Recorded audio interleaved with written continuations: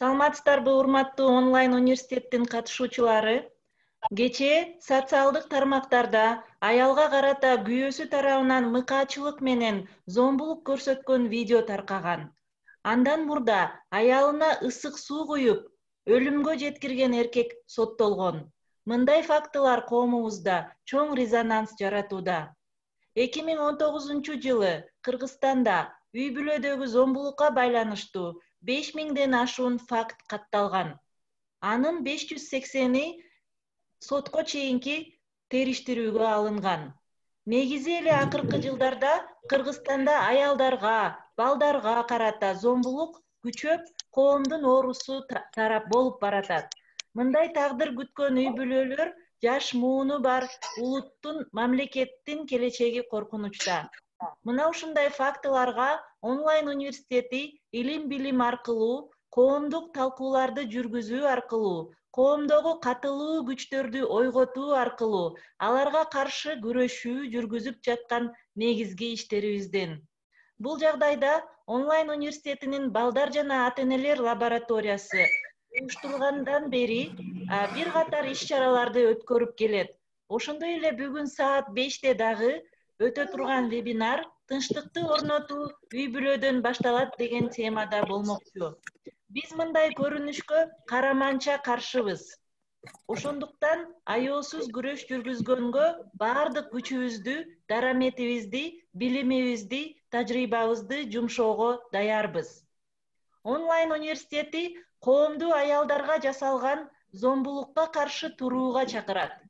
Бүгүнкү коомдук талкуунун максаты коомубузда күч алган зордук зомбулуктун себеби эмнеде жана аны кантип токтотобуз деген суроонун алкагында болмокчу. Анда эмесе онлайн университет бүгүнкү коомдук ачык талкууну ачык деп жарыялайт. Бүгүнкү спикерлерди тааныштырып кетсем.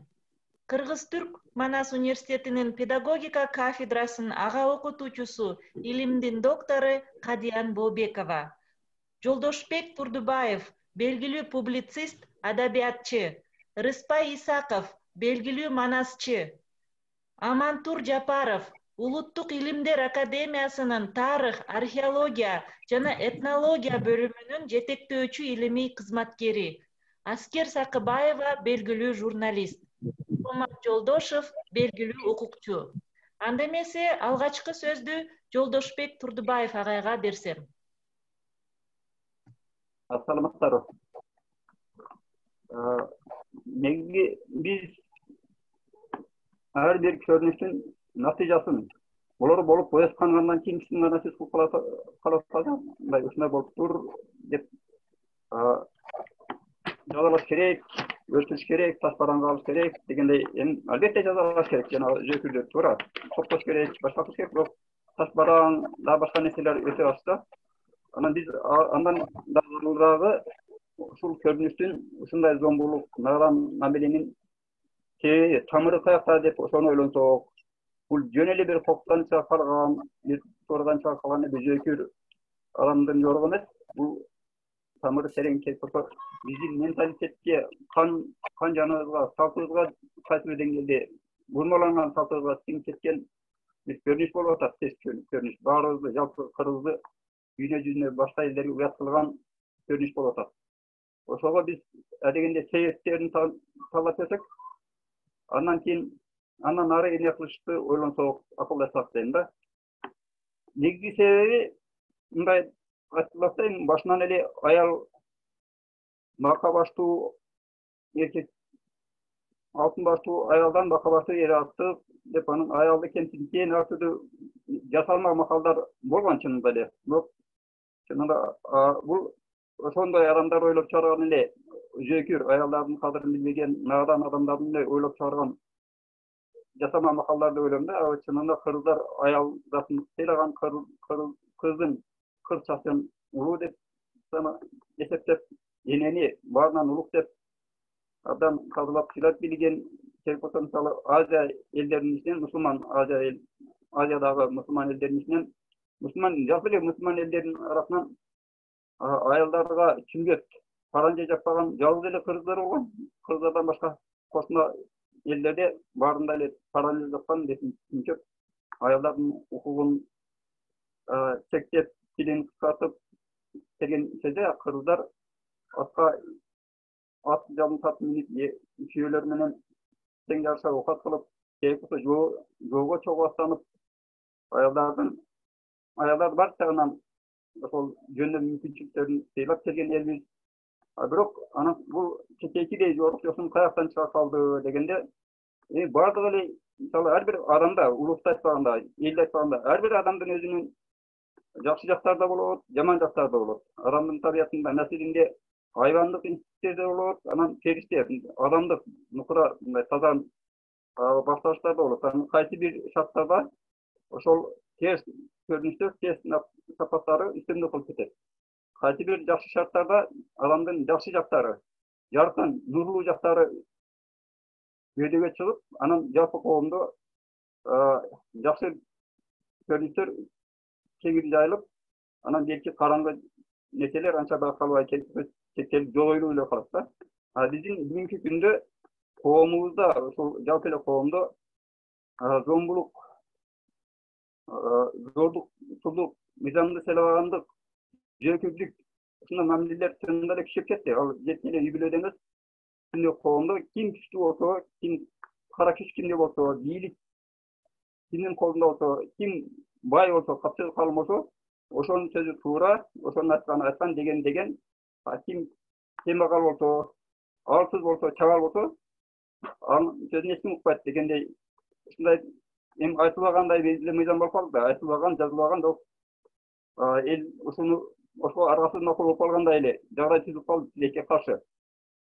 Мисалы миллиондогонду уурдагандар сотторго кутуруп жүрөт.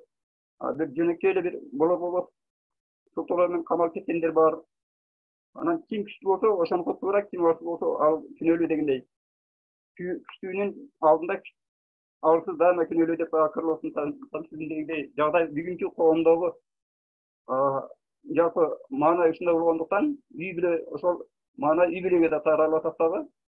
Анан көчөдө көргөн кордугун башкаларга айта албаган, башкалардан көргөн ызасына жооп айта албаган, ошол өзүнүн укугун көчөдө өзүнүн намысын сактай албаган жанагындай эркек чөрөйлөр келип алып үйдө балдарына, аялына күчүн көрсөтөт. Ал ошол неме көчөдө чыгып аны акарат кылып тейлеп тесип жүргөндөргө эч нерсе дей албайт. Аялын кордогон киши. Үйүнө келет дагы өчүн ошол эч кандай күнөөсү жок, керек болсо мисалдардан алат да. Анан ушул нерселерди эске алсак, бизде анан бир тамырын айтып кетели, ушул зомбулук, жөөкүлдүктүн ушундай жаралган биздин кыргыз коомунда, кыргыз элинде ушундай көбүрөөк таралып калганын бир себебин айтсак, мисалы ала качууну айтпакпы, күчкө салып, сүйлөшпөй эле, ыктарына карабай эле, макулдашпай эле бүктөрө качкан, анан алпарыкка түшкөн жерге жерине оор деп отуруп койгон, мажбурлап ага келип аялдар өздөрү катышкан. Ошол кайнене жанагы болосок келиндин кайненеси болобу, жеңелери болобу, ошол өздөрү отого түшүп күчкө салып, ошол немеге зулумдукка кошо катышып, аялдар өздөрү мындай колдоп коштоп жатпайбы? Анан мунун себеби бул ошол ала качууга келсек да, ала качуу салт дешет да, бул көсө салт эмес экен. Бүт ошол өткөн кылымдардагы мурунку совет өкмөтүнө чейинки болгон санжыраларды, башка тарыхый китептерди, баяндарды окуп, угуп, сөз чаптырып көрсөк, мындай агыркыдай насалык түрдө ким каалаганын бөктөрүп кете берген жосун болгон эмес экен илгери.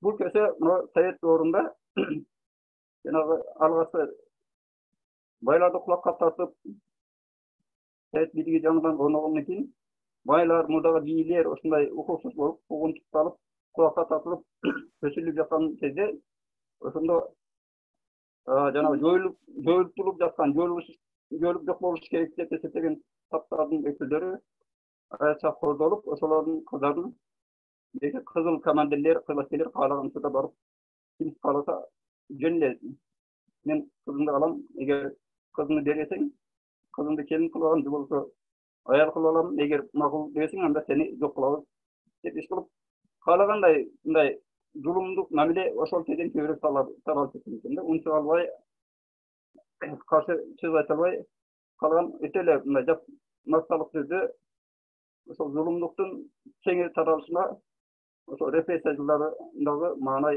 көбүрөөк таасир эткен экен. Анча ушуну айтайын, калганын анан дагы бул жерде катышкандар ар кимси өздөрүнүн ойлорун айтсын.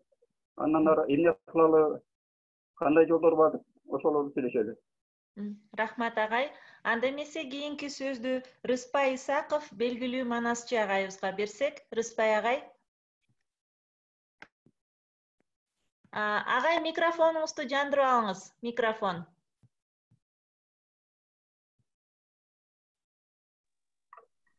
Дуйдубу? Угулуп атат. Угулуп атат. Саламатсыздар. Бул эми жеке бир элдин, жеке бир улуттун тагдыры эмес, жалпы адамзаттык көйгөй. Анткени адамзат тарыхынан бери миңдеген, 10 миңдеген жылдар өтсө дагы адам айбандык сезимден кутула албай келет. Ошондой бири-бирине болгон сый, мамиле, зулумдук, залимдик деген нерсени али күнчө эң негизги орунга койгон аны сезимге айбандык мындай нерселер өз кезегинде чечип жазасын алыш керек деп ойлойм. Башка сөз айта албайм.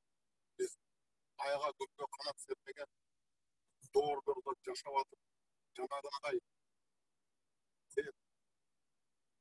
мен маселен айтарга сөз таппай турам. Айбанда деле андай жасабайт. Боорукер адам бир тең досумдун айткан сөзү бар эле, уялчаага да иттен да уялат. Ошо итке да мындай жасай албайсыз.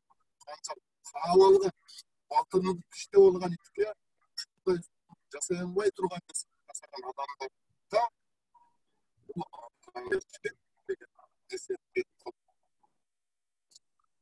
коомчулук ойгонуш керек деп ойлойм. Бизде агартуу иштерин жүргүзбөсөк, бул ушул маселе күчөй бере турган жерде болуп турат.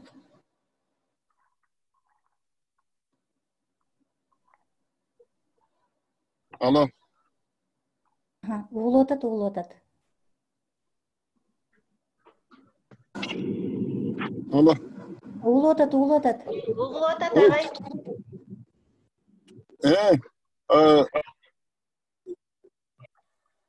Менде телефондар ордода окшойт, үзүлүп кетип атат. Ошол негизги айтайын дегеним ошол улуулук сапаттарды сактап калышыбыз керек. Адамзаттык асылдыктарды сактап калышыбыз керек. Рыспай мырза, кечиресиз, бир суроода ушул сактап калышыбыз керек деп биз айтып эле атабыз. Анан сиз манасчы катары, элге мындай сөз өтүмдүү бир инсан катары ушунун кандай жолдорун көрөсүз? Кандай кылып? Ооба. Суроо сизге болду, Рыспай мырза. Интернет катып калып атат окшойт, Интернетте жакат окшойт. Алло.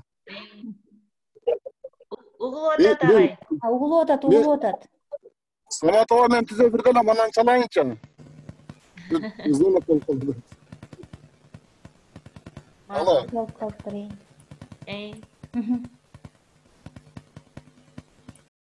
Угулуп атат.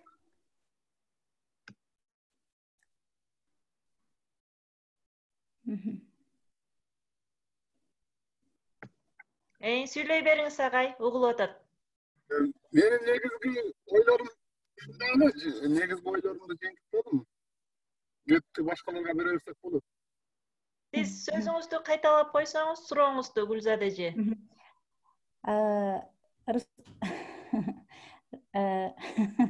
Жакшы угулбай калдым, мен кулак салбасам. Угулбай атат. Мен Рыспай мырза сизге суроо бердим эле. Жана сиз сүйлөп жатканда. Сиз айтып атпайсызбы, тиги ушундай кылышыбыз керек, муну токтотушубуз керек, айтышыбыз керек деп. Бирок кандай жолдору, мисалы үчүн сиз белгилүү манасчы катары ушундай кандай жолдорун көрөсүз?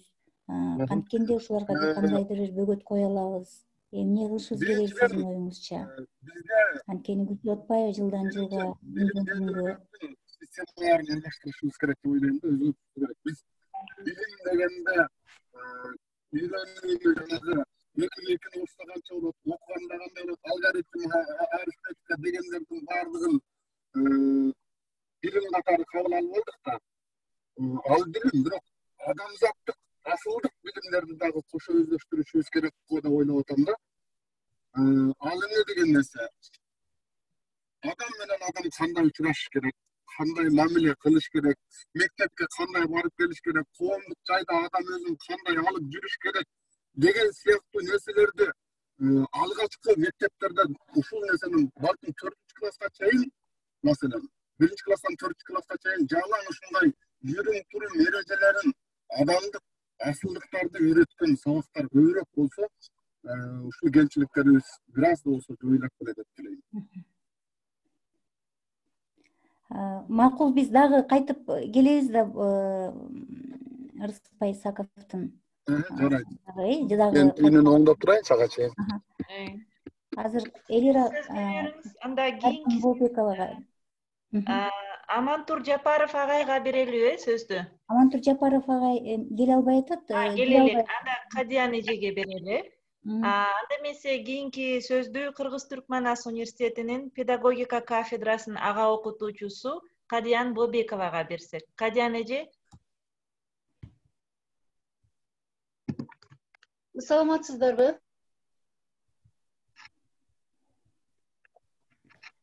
Бул боюнча мен сүйлөй беремби же или суроо барбы мага? Ооба, сүйлөй бериңиз эже. Бул жерде тиги абдан өкүнүчтүү жогоруда сүйлөгөн мырзалар дагы туура басып белгилеп кетти. Бул зөөкүрлүк, зулумдук, зомбулук маселесинин коомго жат көрүнүш болгондугун айтып кетишти. Бирок бул каяктан чыкты? Эмнеден чыкты? Эмнеге ушу биздин элде көп, же болбосо ушу артта калган өлкөлөрдө эмне үчүн көп деген маселени коюп турган болсок, биз бул жерден жүрүм турум бузулуусу, же болбосо чектен тыш жүрүм турум деген нерсени карашыбыз керек болуп атат. Ал адам эмне үчүн ошончолук агрессияга кирип атат? Эмне үчүн өзүн токтото албай калып атат? Эмне үчүн садистче аялына 2 дөңгөлөктү неметип коюп, көтөртүп коюп, муздак суу куюп, өлөрчө тепкилеп, беркинсиз чапкылап, балдардын көзүнчө уруп, же болбосо түрдүү коркутуу, зомбулукту колдонуп атат. Булардын себептери ар түрдүү. Жанагы уруш бир эле жерден чыкпайт, ар тараптуу болот, керкисинде да, кемигинде да бар деп коет кыргыздар. Бирок ошол эле учурда бул кишилердин бир өзгөчө бөлүгү бар, бир психоз бар буларда. Жүрүм турум бузулуусу, чектен тыш жүрүм туруу бар. Антисоциалдык жүрүм турумдар бар. Анан булар каяктан чыгат? Кээ бир учурларда маданияттан да чыгышы мүмкүн. Мисалы үчүн, сен аялың ура аласыңбы? Эркек деген аялды уруш керек да деген сыяктуу атайын ошого колдоо көрсөткөн бир нерселер болсо, мындай мамилелер болсо, аялыңан коркот турбайсың, аны минтип эле коюш керек, тинтип эле коюш керек деген сыяктуу түрткү берген кечиресиздер, чагым жасаган бир мамилелер боло турган болсо да бул күчүп кетиши мүмкүн. Ал эми могу жердеги 2 эркектин тең, жана Баткендеги жана Судактагы эркектин экөөнүн тең мындай кызганычтан улам аялдарын уруп, абдан катуу жазаландыргандарын жана ошол эле учурда жазаландырып атып, ошондо маашырлангандыгын көрүп атабыз. Бул деген ачык эле психологиялык бир чектөө болуп атат. Ал адамдардын психикалык ден соолугу ордунда эмес. Анан бул психикалык ден соолугу ордунда болбогон кишилердин өздөрүнүн абийир деген түшүнүгү жок. Эртең эмне үчүн мен ушинтип атам? Өзүнүн сезимине отчет берүү, өзүнүн абийирине отчет берүү, өзүнүн ачуусун токтото алуу, же болбосо өзүнүн сезимин токтото алуу деген нерсе жок. Ачуусу келди, дароо жасап коюш керек.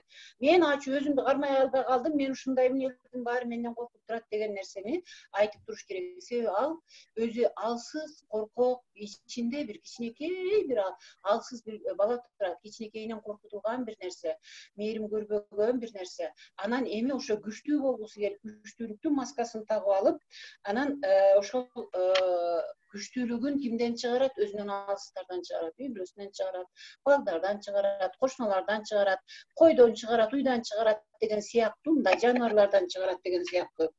Анан булар импульс менен мамиле кылышат да. Ал эми башкалардын сезиминин эч качан эсептебейт. Мисалы үчүн аялы ыйлап атат, чырылдап атат, нар жактагы карындашы балким болдучу эми болдучу деп атса, жок деп атат. Мындан сабак алыш керек, ушуну билиш керек. Мындан кийин менден коркуп калыш керек, экинчи муну жасабаш керек деп атат. Мындай кишилер эч бир убакта өзүн күнөөлүү деп сезбейт. Себеби өзү белгилүү бир деңгээлде туура жасадым, анан актанганга да туура. Бул жерде күчтүү ким? Мен. Демек, менин айтканым туура. Закондорду алар закондор, эрежелер, салттар алар үчүн эместей. Себеби закон бир жерде жазылып калган, алар үчүн эместей. Мен каалаганымды кыла берем деген жоопкерчилик жок. Себеби сезимдик жоопкерчилик жок болуп атат. Рыспай мырза туура айтып атат. Башталгыч класстардан баштап бул нерселерди окуучуларга үйрөтө турган болсок, дагы сезимтал адамдар чоңоет эле деп. Анан бул жердеги кишилер өзүн түшүнө албай калып атат, өзүн контролдой албай калып атат. Анан сый деген эмне, урмат деген эмне, өзүнө сый эмне, башкаларга сый эмне, башкалардын сезимин түшүнүү эмне, бул боюнча тыртакыр түшүнүктөрү төмөн болуп атат. Күчтүү болуу деген бул уруу токмоктоо, күчтүү болуу деген бул кыйкыруу, күчтүү болуу деген үйгө тынчтык бербөө деген сезим менен ушул ойго алданып калган, антисоциалдык жүрүм-турумга ээ болгон нерсе. Ал эми кызганган эркек эмнеге кызганып атат? Өзүн тигил аялга ылайыктуумун деп эсептебей атат. Ал аял жини келген күнү бир күнү мени башка бирөө менен алмаштырып кетип калат, мен ушуга татыктуу эмесмин деген түпкү аң сезиминде бир коркуу бар. Ошо коркуулардан улам күчтүү кишинин маскасын кийип алып атат. Анан бул кишилерге кээ бир учурларда ошондой караш керек. Эми колдоо көрсөтүш керек. Өзүн тааныганга колдоо көрсөтүш керек. Себеби булардын өзүнө ишеними төмөн. Булар ошо токмоктолгон чөйрөдө чоңойгон, коркутулган чөйрөдө чоңойгон. Жана ошо коркутуу, уруу нормалдуу сыяктуу сезилген же фильмдерди көп көрөт, же балалыгында ушундай бир запкы жеген чөйрөдө чоңойгондуктан бул уланып кете берет. Анан абийирине таптакыр мындай абийирине эсеп бере албайт. Эмпатия деген жок.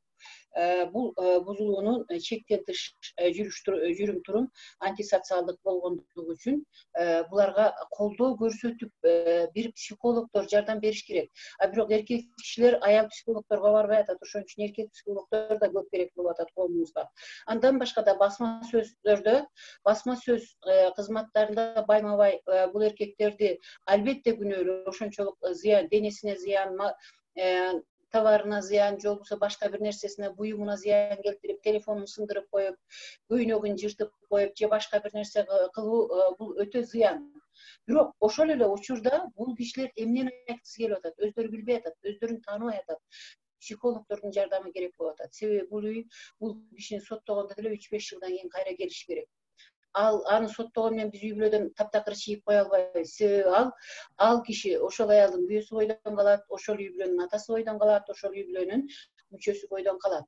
Кайра келип деле жашаш керек. Коомдо жашоо, андан ары дагы бул психостук мамилесин, агрессивдүү мамилесин, садистик мамилесин андан ары уланта бербеш үчүн бул кишилерге психологдордун жардамы бар деп айтат элем.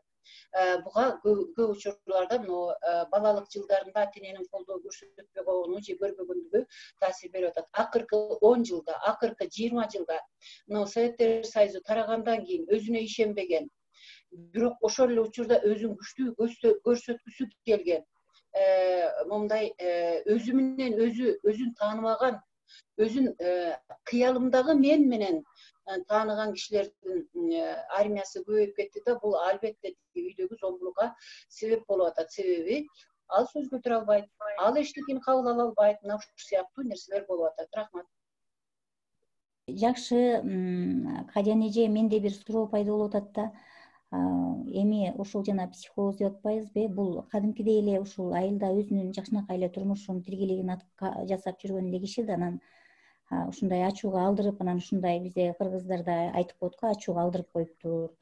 анан колу тийиптир деп аябай эфемизмдер менен жумшагыраак кылып айтышат го.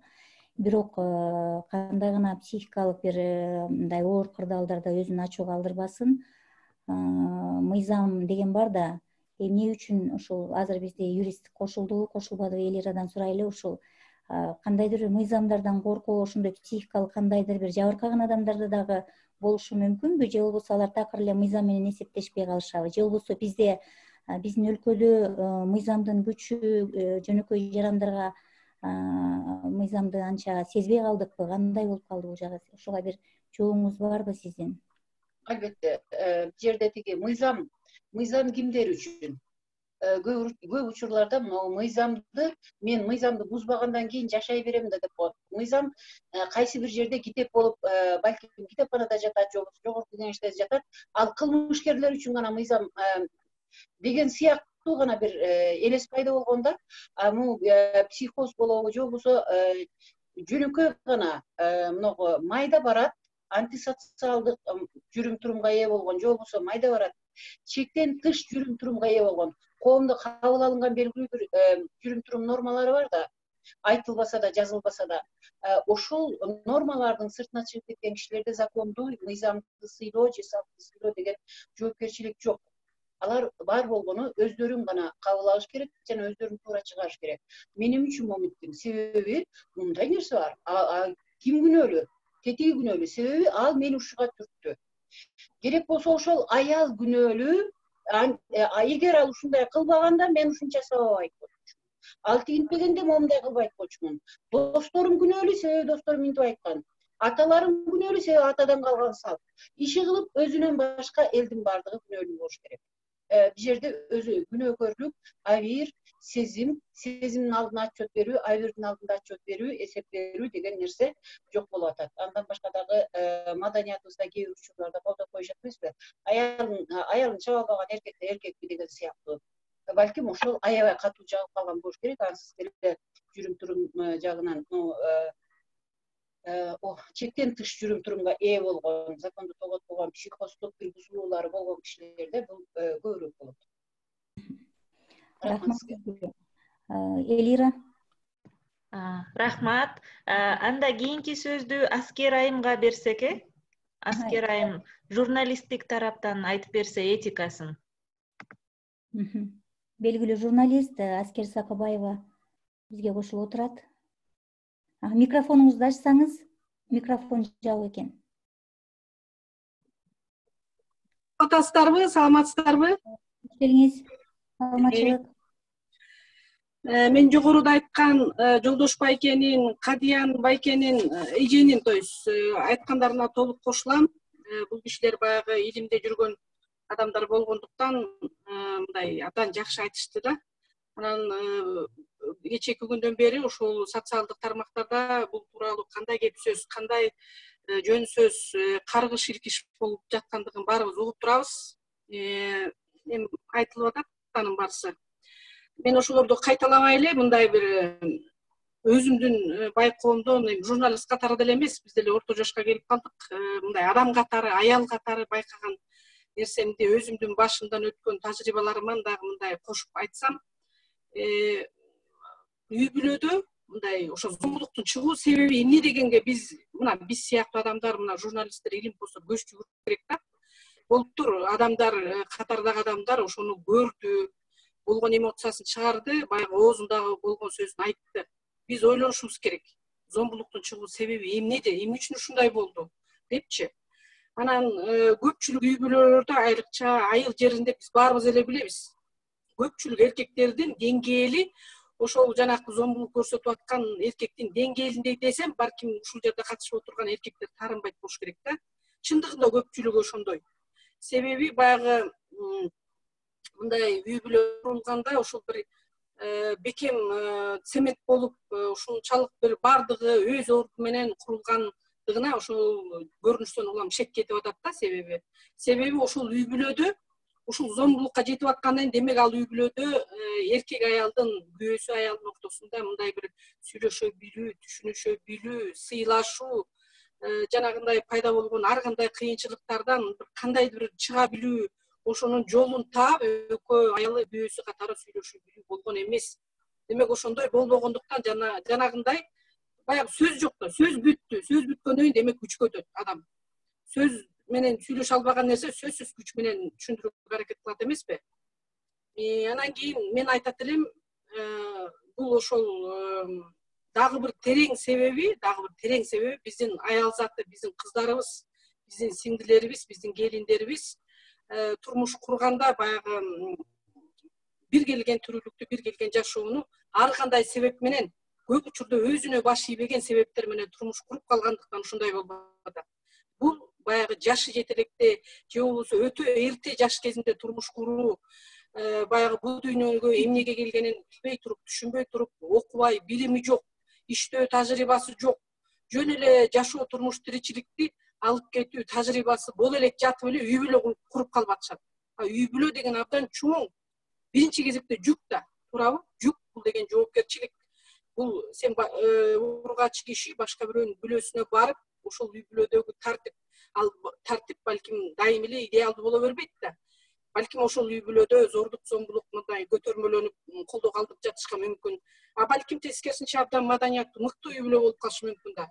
Анан кийин ошол чөйрөгө көнгөн байкуш кыз, анан бир жакшынакай көчөттөй болгон үмүттөрү өчүп, ошол жака көнүп, өзүнүн да адам катары мындай касиеттерин жогото баштаганын сезип, сезбей балким анан аргасыз убакыт өтүп, бала төрөп, ошол эркекке аял болуп, башка бирөөнүн келини, дагы бир жаңы төрөлгөн балдардын энеси болуп, аргасыз жашап калып атат да.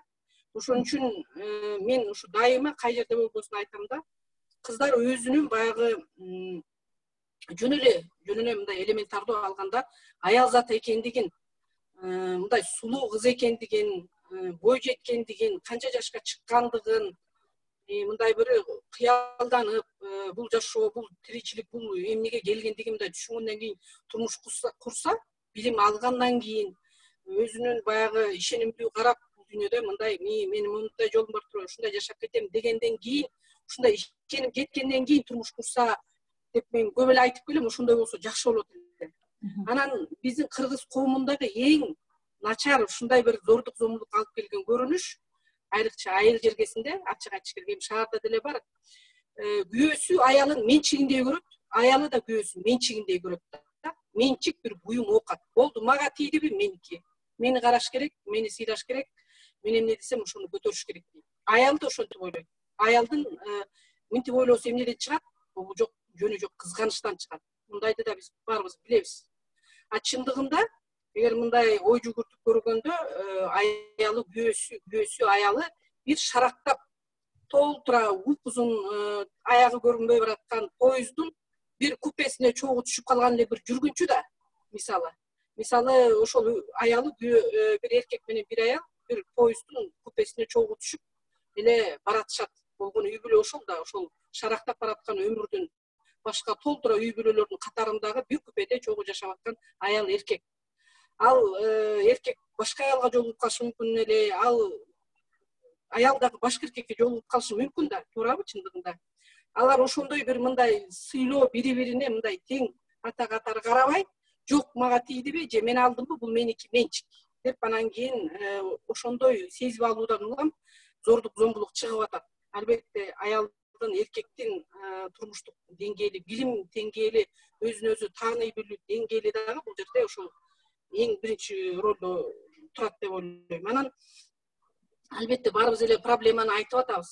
Бирок кантип чечсе болот? Мына ушул күнү, ушул мына мейли тиги бир жыл дебейлик, бирок бир ай, 2 айдын ичинде кандай чара көрө алышы мүмкүн ушул биздин мисалы биздин бийлик тарабынан мамлекеттик тиешелүү кызматтар кандай чара көрө алышы мүмкүн деген суроону койсок да жакшы болот эле да. Мисалы мен мынтип ойлойт элем да, ушундай бул эми биз көрүп калганыбыз, бул баягы публикага эл алдына жарыя болуп калган нерсени көрдүк да биз. Мындай үй бүлөлөр дагы эле көп болуш керек. Биз көрбөй аткан дагы бир шундуктарды биз билбей атабыз да. Ошондой болуш үчүн мен мындай кылат элем да, мисалы үчүн эгерде биздин өлкөдө адам, баалуу адамдын өмүрү биринчи орунда турган болсо, Маданият министрлиги, ички иштер министрлиги, акыйкаттык институтунан кызматкерлер, анан кийин окумуштуулар, илимпоздор, психологдор биригип бир ушундай мындай бир кадимкидей эле илгеркидей автокараван түзүп, ушул анан ар бир биздин Кыргызстандын ар бир тетиги жакын алыс тоолуу анан жол жок дегендей мындай дебей баардык айылдарына барып, ушу ар бир маданият министрлиги өз тарабынан, акыйкатчы институту өзүнүн, ички иштер министрлиги өзүнө тиешелүү баягы иштерди ошол адамдарга жөн эле ошол айылдын жашоочуларына түшүндүрүп айтышы керек. Ушул так ушул зордук зомбулук боюнча эгерде мыйзам муну кандай коргойт, кандай каралат, эгерде зордук зомбулук болсо кандай чаралар көрүшү мүмкүн. Ошол жакшынакай мисалы ага чейин эгерде жакшы ата болуп келсе, 5-6 баланын атасы болуп келсе, кокуз зордук зомбулук жолуна түшө турган болсо кандай жазага кириптер болуп калышы мүмкүн.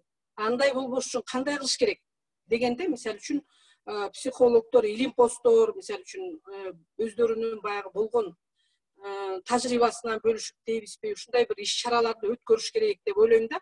Бул уже чегине жетти.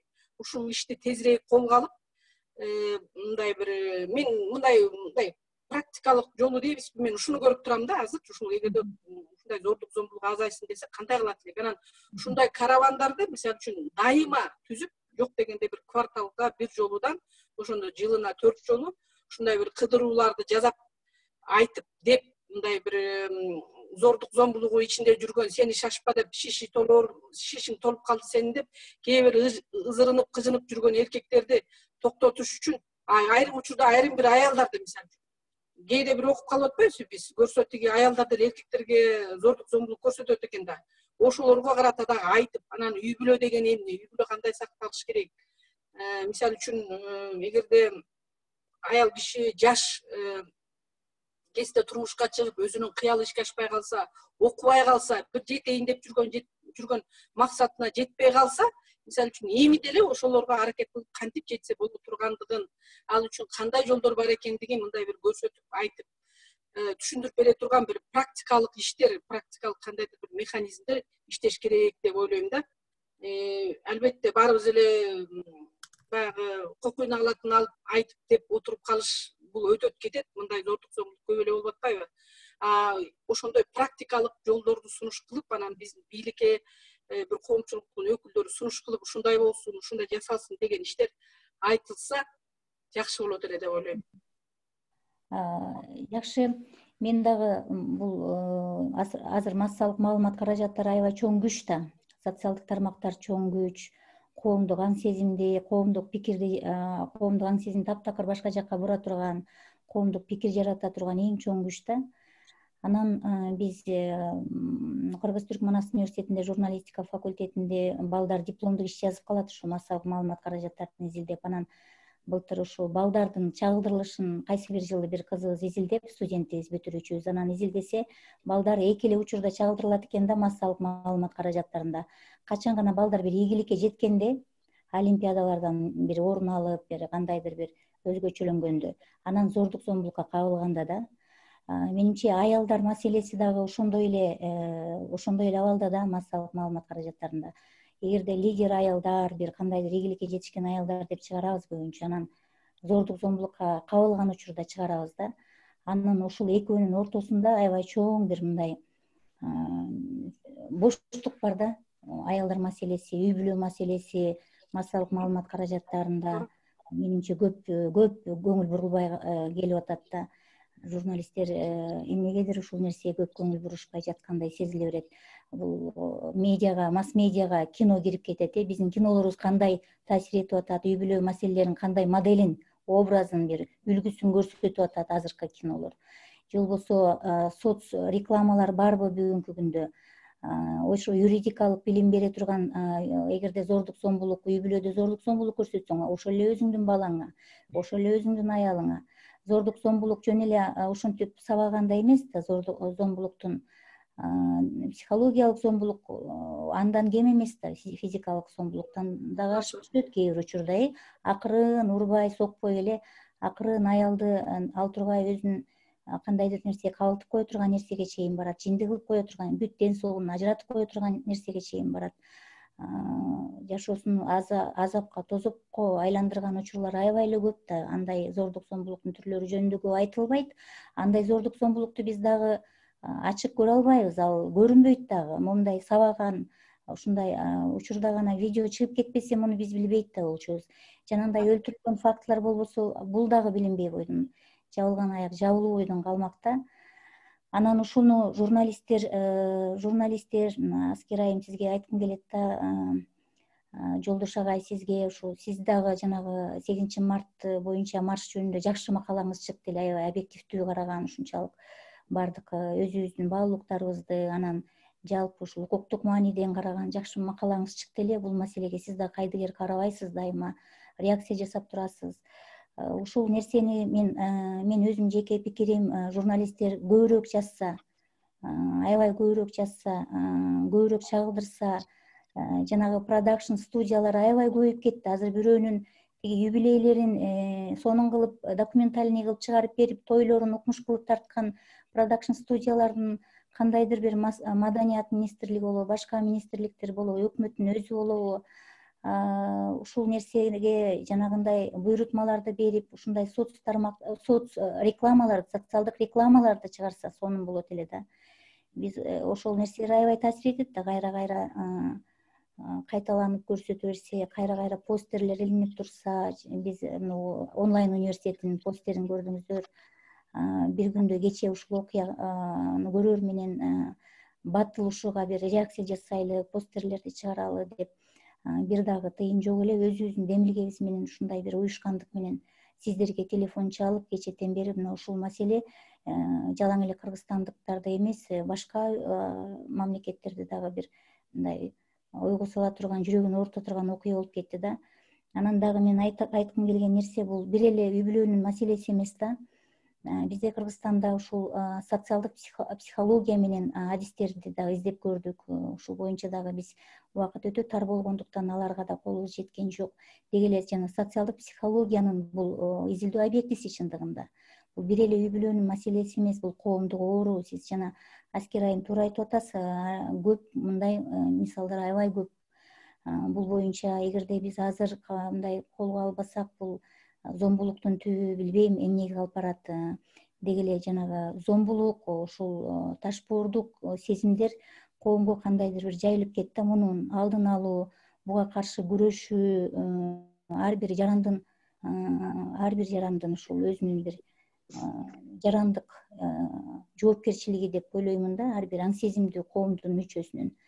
Анан ушул эле суроону кайра Элира биздин юрист келип кошулдубу? Интернет байланышы.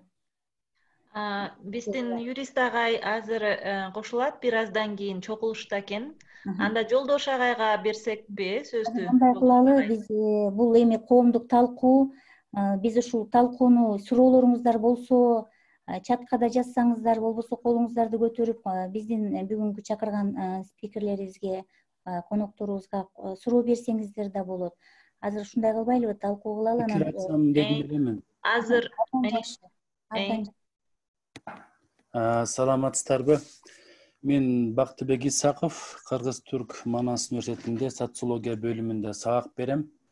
Өзүм ошо тарых илимдери боюнча кандидатмын. Анан ошо өзүмдүн ошо тарыхый изилдөөлөрүмдө ошо кыргыз аял менен эркектин мамилеси деген теманы бир учур менен тийип өткөн жерлерим бар эле да. Анан баягы азыркы эми бул болуп аткан зордук зомбулуктун дагы бир кайсы бир тарыхый өңүтү деле бар да. Осы тарыхта кыргыздарда аял менен эркектин ортосунда мамиле кандай эле дегенге бир аз ошол бир макалага жарыяладым. Ошондогу бир кыскача ошо пикирлерим менен бөлүшө кетсем деп ойлоп атам да.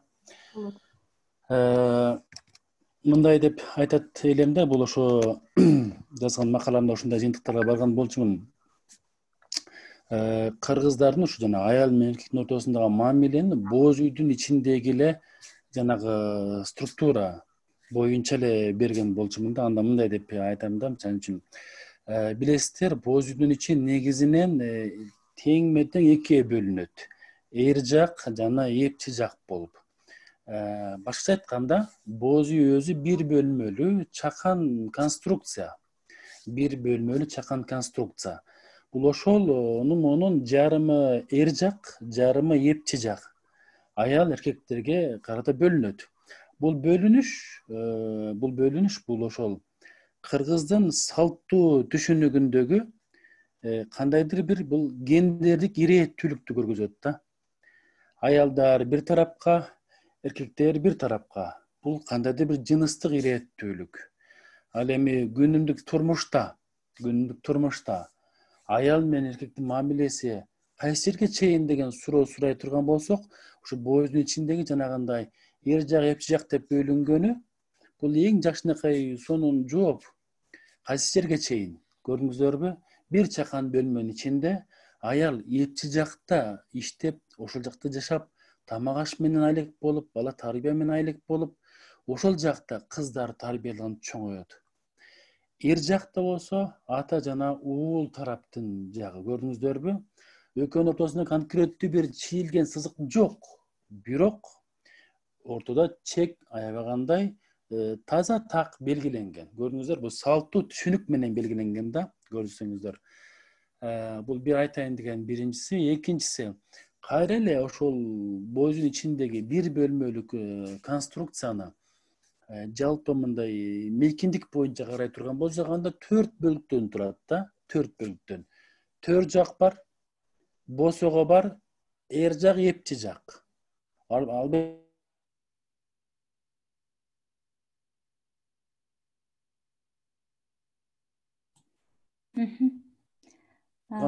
Экөөнүн угулатабы? Угулат, эми угулдум. Төр менен босого келе турган болсок, мындайда төр менен босогонун экөөнүн айырмасы асман менен жердей. Экөөнү жасалган мамиле, экөөнүнө берилген маани эч качан бирдей болгон эмес.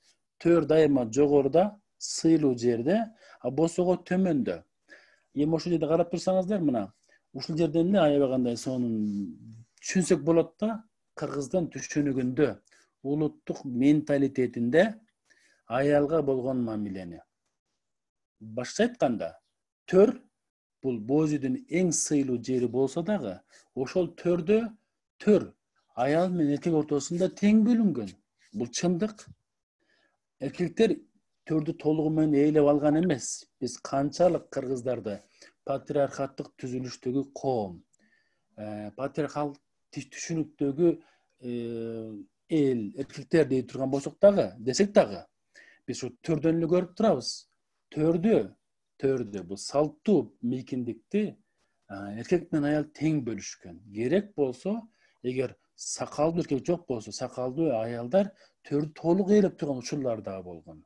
Бул ошол көргөзүп турат, кыргызда чындап эле аялдын орду эркектен кем болгон эмес. Эркек менен эч болбоду дегенде тең эле болгон. Мен айтайын деген тарыхый контекстте эркек менен аялдын мамилеси салттуу түшүнүк боюнча. Боз үйдүн мисалында көргөзүп бере алам ушундай форматта. Кыргызда аялды чындап эле сыйлаган жана аялдын коомдо ордугу жогору болгон. Ал эми бүгүнкү турмуштагы зомбулуктар, ошо балким жаңы турмуштун берген таасириби эмнегедир эркек менен аял ортосундагы мамилеге дагы аябагандай курч таасир берип, зордук, зомбулук эмнегедир күчөп дагы кетти. Рахмат. Рахмат, Бактыбек. Жакшы бир маалыматтар айтылды. Жанагы кыргыздын өзүнүн улуттук үй бүлөлүк дипломатиясы бар эмеспи? Ошол жөнүндө айтылды. Абдан ар бир улуттук жанагы этникалык дипломатия деп коебуз биз. Бардык кайнатанын орду бар, кайнененин өзүнүн орду бар. Кичинекей бир боз үйдө, кичинекей бир территорияда жашаганда жашаш аябай кыйын да, өтө кыйын. Ошол кылымдар бою ошол үй бүлөлүк дипломатияны аябай мыкты иштеп чыккан чындыгында кыргыз эли. Ар бир үй бүлө мүчөсүнүн өзүнүн орду бар, балдардын орду бар, күйөөнүн орду бар, аялдын орду бар дегендей. Ошол нерсе бүгүнкү күнгө чейин биздин кан жаныбызга сиңип келатат да. Бирок ушул азыркы айтылып жаткан маселеге дагы биздин чаттагы жазылган суроолорго дагы орун берсек, Мээрим Киналиева деген катышуучубуз жазып атат: урматтуу баяндамачылар дейт, мындай мыкаачыларды жазалоону мыйзамдаштыруу жолдорун кантип табабыз? Коомдук резонанс керек дейт. Азыр Элира юристибиз келе элеке, биз ушул юрист ушул суроолорго жооп берет деп чакырдык эле, бирок тилекке каршы кечигип атат, бизге байланышка чыга албай атат. Бириңиздер жооп берсеңиздер. Жолдош агай, сизден баштасакпы? Мындай мыкаачыларды жазалоону мыйзамдаштыруу жолдорун кантип табабыз? Коомдук резонанс керек дейт.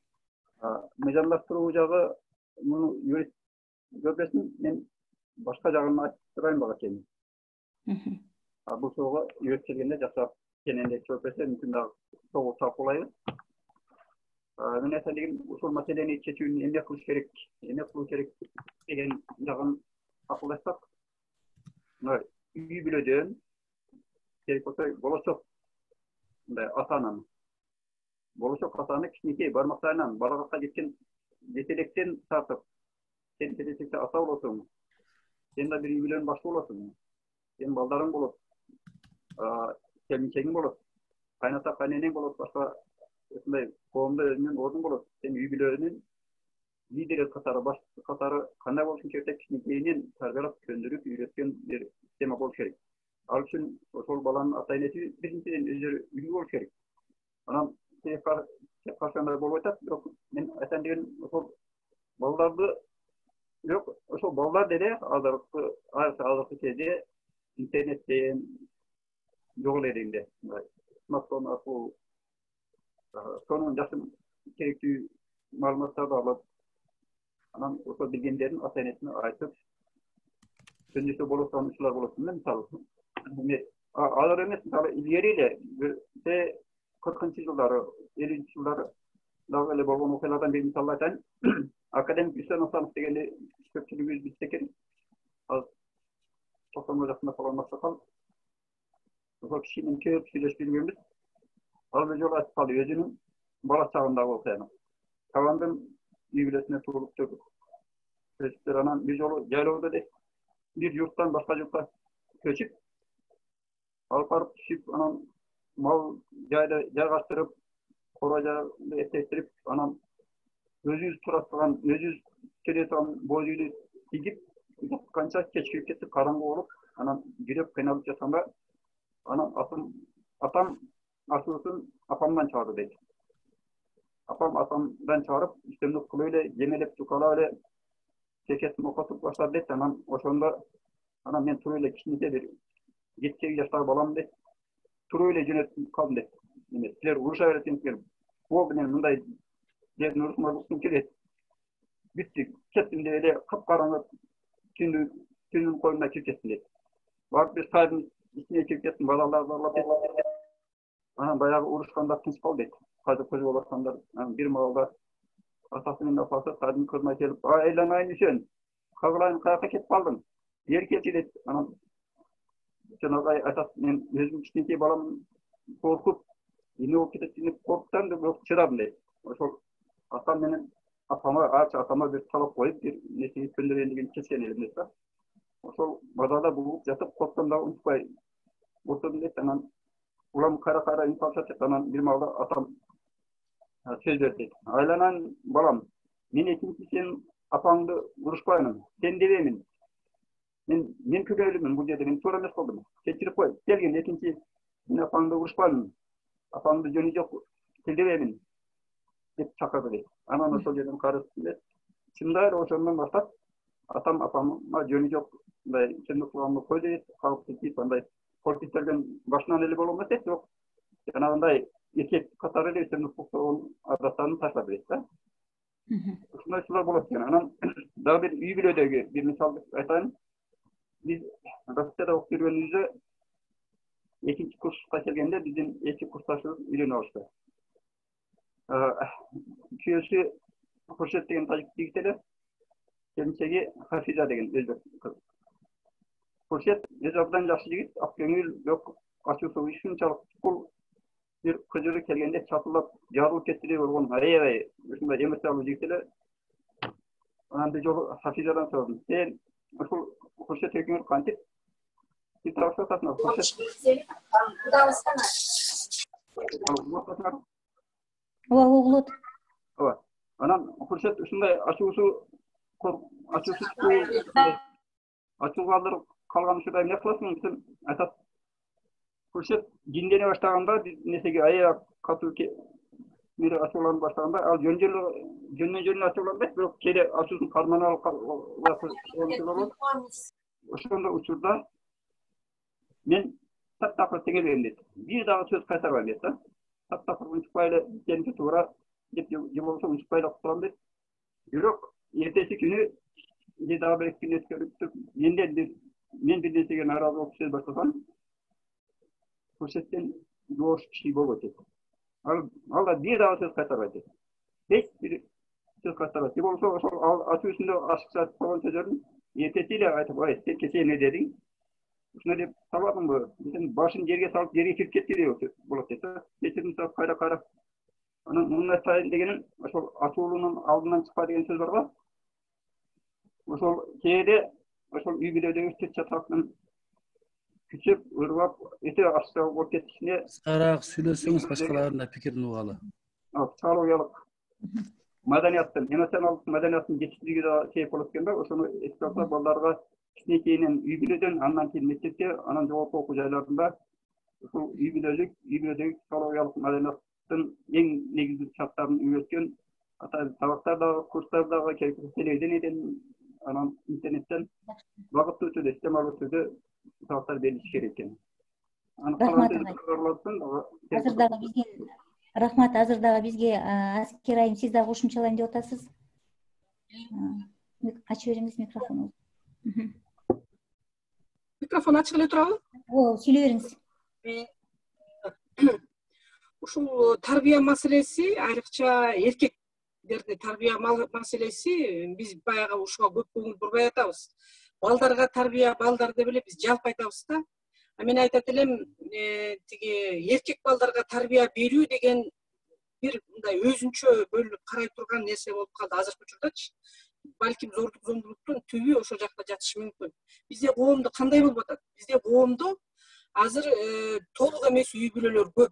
Муну моюнга алышыбыз керек. Балким айылда толук үй бүлөлөр көптүр, бирок кандай зордук зомбулук көрүп атканын көрүп атабыз да, туурабы? Шаарда толук эмес үй бүлөлөр көп. Ошондой уул балдарды аял кишилер, энелер жалгыз тарбиялап аткан учурлар көп. Мен көп жыл мурда, бир 10 жылдай болуп калды, ошондо эле бир журналисттер ушундай бир жыйында ушу тарбия жөнүндө сөз кетип, ошондо мен бир өзүмдүн журналист кесиптештериме, эркектерге, жигиттерге сунуш кылдым эле да. Силер ушундай эркекти үй бүлөдө мейли ал толук болобу, толук болбойбу, кандай тарбиялоо керек, эркек эмне кылыш керек, эркек эмне кылбаш керек, кайсы жашында эркек, мисалы 10 жашында эмне кылыш керек, 12 жашында эмне кылыш керек, кандай бир физиологиялык өзгөрүүлөр болот, мына ушул тууралуу. Анан тарбия, билим берүү жөнүндө намыс деген эмне, эркектик намыс деген эмне, эркектин үй бүлөдөгү орду чоңойгондо эмне кылыш керек, аялдарга карата кандай мамиле, мына кызга карата, өзүнүн жанындагы тең туш кызына карата кандай мамиле кылыш керек, энесине, бир тууган эжесине ушундай мамиле кылыш керектиги тууралуу бир китепче, брошюра жазбайсыңарбы? Ошону биз мындай бир көп кыргыз, орус тилинде, башка тилдерге которуп, бүт ушу Кыргызстан боюнча керек болсо ошол китепче бекер таратылып чыгыш керек ар бир үй бүлөгө деп ушундай бир айттым эле. Ошонун чындыгында эч ким колдоо тапкан жок. Ушундай кылсак жакшы болот эле да. Ал эми толук үй бүлөдө деле, мисалы ата энеси толук турган үй бүлөдө деле тарбия жакшы болуп кетиптир, мыкты деп ким гарантия берип, ким айта алат? Андай жок да, туурабы? Балким эркек өзү, ошол атасы өзү жакшы тарбиялап албаса, балдарга кандай тарбия бере алышы мүмкүн? Ошон үчүн бул балдарга тарбия берүү, эркек балдарга тарбия берүү деген нерсени биз ошо үй бүлөсү толукту же жартыбы анысына карабай туруп, мындай кичинекей кезинен башташыбыз керек. Мындай кичинекей кезинен ошол коомдук уюмдар ошондой ишти аткарыш керек деп ойлойм. Ошондой китепчелер чыгып таратылса, азыр деле кеч эмес. Азыр деле ушуну колго алып, мисалы үчүн, анан окуп билсе, жөнөкөй кыргызча жазылса, таанып калат беле дейм да, буну кылыш керек турбайбы, муну кылбаш керек турбайбы, кызга, ургачы кишиге деги эле кол көтөрбөш керек турбайбы деген сыяктуу ушундай нерселерге мындай биз жардам берсек жакшы болот эле да. Бул деген үй бүлөгө чоң жардам да билинбеген мененчи.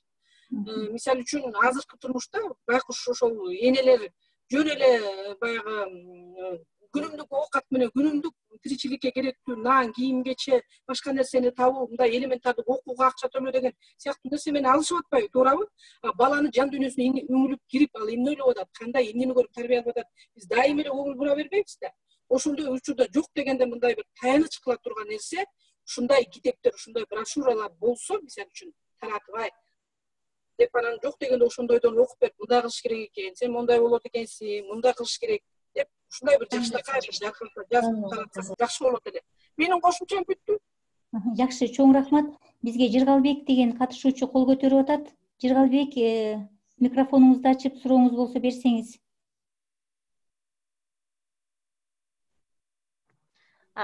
Чаттагыларды окуй берели андай, Жыргалбек көрбөй калыптыр. Мен да кошумчалап койсом болобу? Каден эже.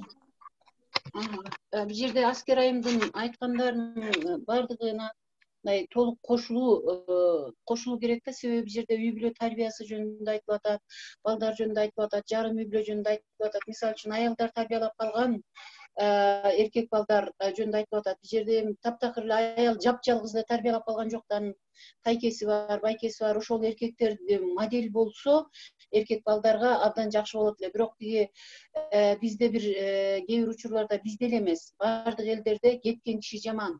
Үйдөн кетип калган, атасы кетип калса, демек ал жаман болуп калат дагы, жаман кишинин образы бериле берет дагы, анан балким бала же энесине өчөшүп атасындай жаман киши болбосу келет, же болбосо тиги ошо атасы жаман киши болдубу, демек мен деле жаман киши болом деген өзүнчө бир өзүнө ишеними төмөн болуп калат. Бул зордук, зомбулук каяктан башталат? Ошо көрүлгөндөн башталат, айтылбагандан башталат. Анан аялдар жанагы илгерки кээ бир менин да жактырбаган макалдарым бар, жолдош мырза айткандай, эрлүү катын таяк жейт, койлуу катын куйрук жейт деп макул болуп жашай берет да, эчтеке болбойт. Баш сынса бөрк ичинде, кол сынса жең ичинде деп жүрүп беришет. Муну айтыш керек, абысын ажын билиш керек, кайнене кайната билиш керек деген сыяктуу. Анан дагы чечүү маселесине келгенде, албетте бул үй бүлө маселеси мектептин программаларында бар, башталгыч класстан баштап ар бир нерседе, ар бир сабакта айтылат, жана табият таануу сабагында, адеп сабагында, мекен таануу сабагында, адабий окуу сабагында айтылат. Бирок булар жетиштүү эмес. Атайын ошо үй бүлө боюнча бир блок, бир юнит катары берип туруп, ошондо үй бүлөнүн ыйтыгы жөнүндө ар бир жылы окутсак, бул үй бүлөнүн бекемдиги үчүн маанилүү болмок.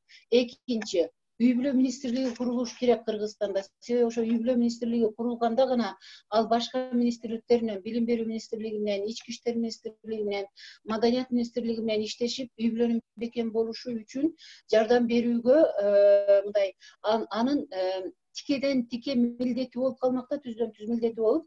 Анан үй бүлөдөгү ынтымакты сактоо, үй бүлөдө жашоо, үй бүлөнүн шарттары, үй бүлөнүн милдеттери деген сыяктуу нерселерди үйрөтүү бул өтө маанилүү болмок. Көңүл бурганыңыздар үчүн рахмат. Ошо үй бүлө министрлиги башка өлкөлөрдө барбы, Кадиян эже? Албетте үй бүлө министрликтери бул өнүккөн өлкөлөрдө бар. Өнүккөн өлкөлөрдө болгон бул үй бүлө министрликтери эмне иш кылышат? Үй бүлөнү сактоо, үй бүлөнү коргоо, жана жалгыз бой үй бүлөлөр, же болбосо жанагындай кедей үй бүлөлөр, жетишпеген үй бүлөлөр, балдарга кам көрө албаган үй бүлөлөр, ошолорго тиги опекун керекпи, жардам керекпи, материалдык жардам керекпи, моралдык жардам керекпи, психологдор керекпи, же болбосо тиги окуучу мектеп жашындагы балдарга кийим-кече же окуу куралдары жетишпей жатабы, эмне болуп атат деген сыяктуу маселелерде буларды да карап, андан башка да үй бүлөдө зордук, зомбулук маселесин алдын алат. Керек учурда ата-энелик укуктан ажыратуу, керек учурда ошо ата-энелик укуктан ажыратуудан мурда эмне иштерди кылыш керек, кантип үй бүлөнү сактап калыш керек деген маселени коюп турушат. Бул маселе дагы бир нерсени унутуп калыптырмын. Мисалы үчүн аксакалдар комитети бар эмес, ошо аксакалдар комитети деле бул өтө маанилүү, аксакалдар соту деле өтө маанилүү роль ойнойт да. Мисалы үчүн айылдагылар кой деп койсо эле ошо менен токтоп калган, уят карган учурда токтоп калган учурлар көп эле болот. bir жолкусунда Турциядан bir айылдан bir erkek аялын уруп коюптур да.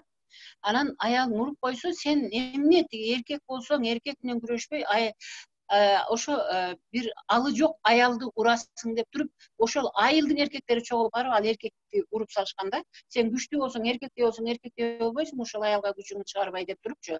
Анан бул газеталарга кабар болуп, бүт Түркияга чыгып кеткен.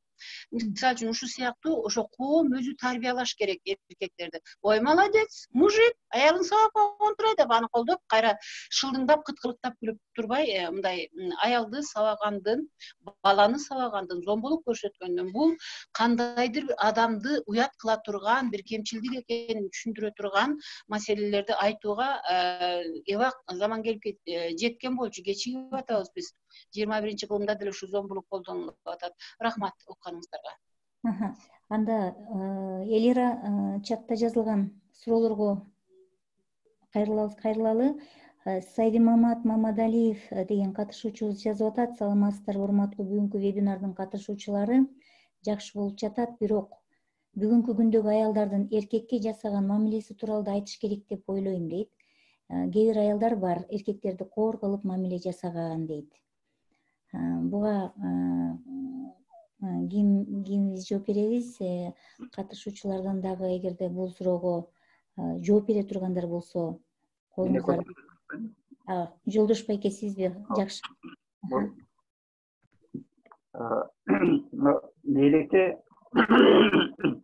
Леликте номер 3 эксперименталдык гимназия деген бар, анын 3-сү Гапар Марамов деген. Соң гимназия элдик мугалим, таланттуу, өзгөчө инсан. Ошол гимназиянын алдында энелер мектеби деген ачылган, эле бир 20 жылдай мурун, 30 жылдай мурун. Ошол мектептин тажрыйбасында ошо гимназияга балдарын бере турган үй бүлөнүн энеси сөзсүз түрдө мектептин алдында 40 күндүк окуудан өтүш керек. Ал окууда эң эле жөнөкөй практикалык психология, үй бүлөдөгү адеп, аклак, балдарга тарбия берүүнүн жолдору, баланын психологиясы, өспүрүмдүн психологиясы, ата-эне менен балдардын мамилеси боюнча абдан эң зарыл нерселерди түшүндүрүп үйрөткөн сабактарда абдан сонун. Анан ошондо бир 3 жылдай мурун эликке барып барганда Баткен облусундагы ушул үй бүлөлүк энелер мектеби боюнча чоң семинар болду. Баткендеги театрдын залында эл толуп баста кетти. Энелерди чакырган экен, аталар да барып отур. Атакалдар да жүрөт, жашактар да жүрөт, меле орунлуктар жетпей, мындай жүрөткөн жерлерге катар тизип отуруп алышты. Анан ошол жерде 5 саат, 6 сааттай талкуу болду. Ушунчалык сонун айтылаткан сөздөр ушунчалык көп экен, талкуу жакшы болду. Анан ошондо Лапырагайдын бир окуясын айтып бериштер. Ошону угуп, айтып, ошондар баардыктан калып, таасир алышты. Ал көчөдө отурду. Бүкүн Лапырагай кечкурун калаң кирип калган балдар мектептен чыгып, үйүнө барса, бир дарактын түбүндө бир 3-4 киши ичип отурушкан экен аралашып. Анан агайды көрүп калып, ой агай бери келиңиз деп чакыртты да. Анан агай булар ичип отурган эмелер эми барса сатпа деп чочулап, эми барбай койсо дагы болбойт деп барса, анан ошолордун бири айтты, агай, мен сизге рахмат айтайын деп чакырдым. Мен бүгүндөн баштап аракты таштайын деп, могул метелкелеш достор менен коштошоп деп келдим. Сизге 1000 алкыш, сиз биздин аялдарыбызды окуп атасыз. Дагы да окута бериңиз, абдан сонун болуп атат. Биздин ынтымагыбызды бекемдеп атасыз дептир. Бүгүн өзгөчө окуя болду, ошону белгилеп, бирөөсөлө аракты таштайын деп досторума келдим эле дептир. Көрсө, ошол күнү ошондон бир күн мурун мектепте жанагы жаш энелерге Гапырагай үй бүлөдөгү психологиялык маанайдын баланын психологиясына тийгизген таасири деген темада сабак өтүп, анан үйгө тапшырма бергенде мына дептир аялдарга. Силер үйүңөргө барганда бүгүн бир эксперимент жасап көрүлө. Күйөөңөр келгенде ал ачууланып келеби, чарчап, кабагынан каржап, ушунчалык кыжырданып келеби, эмне болупса дагы, кандай кесе дагы күйөөңөрдү ушунчалык жакшы тосуп алууга байкап көрүлө. Керексе ызырдын сөгүн кесе дагы күйөөңөрдү эч сөз алдырбай жакшылап тосуп алып, ошогодон эле кийим чечесин мындай колуна суу куюп, үстүндөгү кийимин чечип илип коюп, төргө төрүп, алдын ала дастаркан бүт бар жок. Биз алыстан көп жылдар бою күткөн бир аябай сыйлуу мейманды тосуп алгандай тосуп алалы дагы. Анан ошого да болбой мындай ачууланса же акалатпаса дагы сабыр кылып көтөрүп жакшылык мамиле кылайын депчи бир өзгөрүү болот депти да. Көчө баягы бүт өлкөлөштөр менен коштошом деген киши ошол күнү кетинде ичип алып айлык алган күнү экен. Кечки жумуштан кийин үйгө ошондой аялым менен адаттагыдай эми ичкелдим, мен аялым зарыңды ичпейсиңби, башыңды жутасың деп мени каргап иштей баштаганда анан аялым менен урушамын, сөгүшөмүн, кепил салам деп ушундай неме менен келген экен. Келсе аялы таптакыр тескери алып кетпегендей жакшы маанада тосуп алыптыр. Ой, келиңиз жакасыңыз деп алып чыгып сиздеп кетет эмес экөөсүнө. Анан балдар да чуркап чылактарды көтөрүп, бири шөгүндү, бири сүлгүнү көтөрүп, анан үстүндөгү эме кийимин дагы кагып кетип, нардан илеп коюп, төргө көрүп, дастархан муштайсон жасалган эми салат малаттардан дагы коюп берет. Чечекти мындай келден калың жасалган, анан куш жазыктар тилген. Эмне болду, үйгө конок келди, киши келди деп. Анан киши сиз депти да. Биз сизди күтүп отуруп эртеден бери деп анан алып таң калат да. Анан баягы отургандан кийин да баш көңүн адасы боюнча дагы баштап экен баягы чаламас киши. Катын баштабайсыңбы? Баягы акырганыңды каргап дегенди качан баштадың десең. Эмнеге каргайын десең. Анан мен ичкеле едим, бүгүн мас болуп келгенмин, мен сени каргабайсыңбы? Билбейсиңби десе. Ой, ичсеңиз да сиз эми жөн эле жаман болоюн деп ичкен эмессиз да. Ушул текчиликке буга жеткизсем тигинисине жетпейт. Дагы кандай кылам деп ушул анан санап алдып канчамса ичтеңиз ичип койгондо ушулдай эске болбойт, кечирим деп. Аябай мындай жумшактык менен, сулуулук менен жеңди да.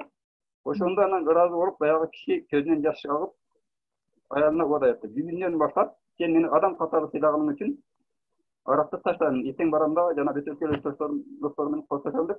Сен эле ошол сөзүнө туруп деп анан гапырга айтты. Азыр айылдагы эң үлгүлүү үй бүлөлөр болуп калды дейт да. Ошол жанагы мындай карасаңыз, мунун жолу оңой эле көрүнөт, колдон келе турган нерсе, бирок тике каршыдай чечүү мүмкүн эмес болуп. Азыр мен суроолорду да окуйун да. Гапыр агайдын демилгесин колдоп, сиз азыр айтып аткан Гапыр агайдын демилгесин колдоп, мектептердин алдында үй бүлө мектебин курстарын ачуу, үй бүлө институтун өнүктүрүүдөгү кадамдардан болмок дейт. Андан кийин Гүлзат Баялиева жазып атты. Германияда министрлик бар, үй бүлө карылар, аялдар, балдар министрлиги деп аталат дейт. Анан Жыргалбек деген катышуучубуз дагы суроо берип турат. Жыргалбекке сөз берели, колун көтөрүп. Саламатсыздарбы? Урматтуу катышуучулар. Бүгүн дагы жакшы талкуу болуп атат. Анан эми азыр сиздердин айткан ойлор, толгоолор баардыгы туура да. Анан баарына кошулабыз. Бирок кантсе да бул турмушка сын көз менен кароо татаал экен да. Сын көз менен карап сын айтуу. Анан эми мына азыр жанагы маселеге байланыштуу мен ушу аялдардын тарабын талашып гана сүйлөп коеюн деп турам. Кечеги маселеге байланыштуучу. Анан өзү мен ойлойм, бул аялдар өзүнүн тандоосу да. Кеп ошо тагдырда же ошо сабап аткан ошо эркекте деле эмес. Өзүнүн тандоосу, ал кимди тандайт, келечек үй бүлөсүнү курууда ошол өзү жакшы, өзүнө ыраа көргөн бирөөнү тандап көрүш керек да. Анан кийин ошол менен турмуш курса оңураак болот эле деп ойлойм. Анан эми эрте турмуш курганда дагы ошол маселелер чыгып кала берет экен.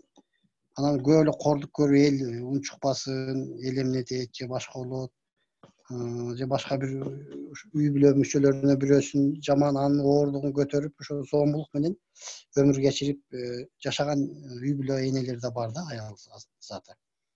Ошол үчүн алар ыйлап же башка бирөөгө арыз-муң айтканга да булар баардыгына ушу өздөрү эле күнөөлүү да.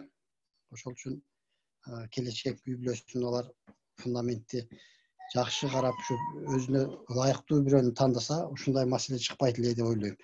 Анан жанагы Кадиян эжекенин дагы айткан ойлору мага жакты. Бул мектепте, анан кийин атайын ошо аймактарда, жер жерлерде жанагы үй бүлөлүк же болбосо ошол жанагы кандай десем психологиялык кризистик борборлорду ачса дейм да.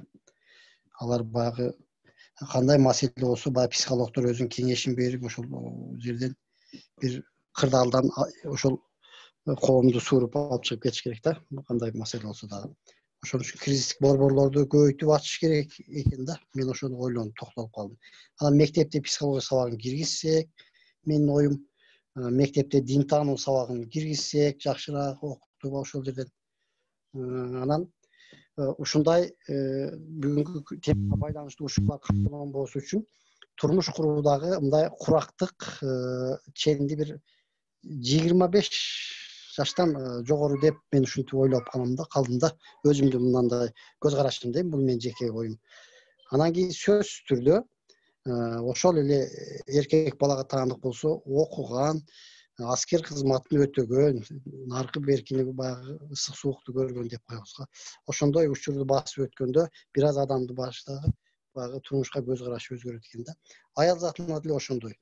Билим сөзсүз түрдө билимдүүлүгүнө, башкасына көңүл буруп туруп, анан кийин үй бүлө курса дейм да. Менин сунушум. Рахмат.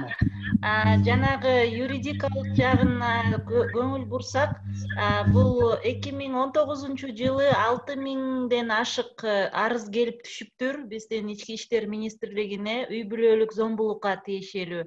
Бирок анын 86% кайра алып алыптыр аялдар арызын. Доом жок, арызым жок деп канча 5-6 күн өткөндөн кийин алып алышыптыр арызын. Ошо эмнеге кайра алып жатышат, эмнеге аягына чейин чыгып жазалабайт? Анан бул 6000 келип түшкөн арыздын көпчүлүгү 90% административдик гана жоопко тартылыптыр. Штраф 2000 сомдон баштап 15000 сомго чейин төлөшүптүр штраф. Эки эле жол менен чечилет экен: штраф, жаза пул же жаза пул болбосо коомдук иш, көчө шыпырган же эме кылган общественная работа. Ошо экөөнү жасап коюп, аялын ура бер дегенге келет экен, ошондой мааниге келет экен. 2000 сом төлөп коюп, аялыңды ура бер деген. Булчу ушу мыйзамдын мүчүлүштүктөрү ушул жакта экен. Административдик гана жазага тартылып атыптыр зөөкүрлөр. Анан ошол эмнеге арызын алып атат аялдар? Эмнеге 3 күндөн кийин кайра жарашып алып атышат? Бул токтобойт да, бул төгөрөк цикл, бул айланпа. Бул цикл башталдыбы, бул айлана берет. Бүгүн урдубу, 2 айдан кийин дагы урат, 3 айдан кийин дагы урат. Бул токтобойт. Бул психологдор тарабынан илимий изилдөөлөр жүргүзүлүп аныкталган. Бул токтобойт. Бир жолу кол көтөрдү, болду, өмүр бою көтөрөт. Эмнеге аялдар ушуну түшүнгүсү келбей жатат? Эмнеге арызын алып атат кайра? Кадиян эже, сиз айтсаңыз.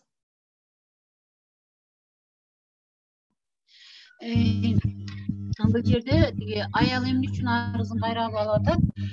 Себеби аял ажырашкысы келбей атат. Себеби ажырашып калса, бөлүнгөн үй бүлө болуп калуу же күйөөсү жок аял калуу же жалгыз калуу. Балким ал иштебей турган болсо, окубаган болсо, кесиби жок болсо, иши жок болсо, андан бетер бул коркуу бар да. Себеби ал кийинки балдарымы кантип багам, өзүмү кантип багам, үйдү кантип багам деген белгилүү бир коркуудан улам болот. Андан башка дагы жана эркектердин сиз айткандай 2000 сом төлөп коюп, кайра жинигелеңине дайыр уруп коюп, 2000 сом төлөп коюп, же болбосо эң көп 15000 сом төлөп коюп уру берүү маселеси эмес. Бул жерде үй бүлөлүк бюджетке күч келип атат. Ансыз деле иш аз болсо, анан 15000 сомду аяка төлөгөндөн көрө ажырашып кетпегенден кийин эми элдин баары эле таяк жабатпай, эчтеке болбойт, ал эле бул эле деген айланадагылардын сөзүн угуп, аягына чейин барбай кайра арызын алып коюп атат. Себеби аягына чейин баруу деген эмне? Аягына чейин баруу деген бул же күйөөсүн соттотуу, же ажырашуу, же болбосо өзү да кандайдыр бир деңгээлде бир сабак алуу, күйөөсү менен сүйлөшүү маселесинен коркот. Бул жагынан аял сабатсыз, эркек да сабатсыз. Эркин баары ушинтип жашап атпайбы? Ит турмуш өтө берет, ыркырашып, урушат, эрди катын урушат, эси кеткен болушат. Демек, элдин баары урушкандан кийин биз деле урушуп беришибиз керек деген адатка көнүп калган жана коргоосуз сезген, турмуш ушундай экен деген, эки жакты карагысы келбеген, изденгиси келбеген, корккон же сырттан жардам ала албаган, мындай психологиялык жардам ала албаган бирөөлөр дайыма ушундай ойлонушат дагы. Кой эми, акыры ажырашып кетпегенден кийин жөн эле коеюн деп 86% дедиңизби, алар арызын кайра тартып алган болушу мүмкүн. Анан дароо ажырашып кетпегенден кийин деген ойдон улам буларды алып карашат.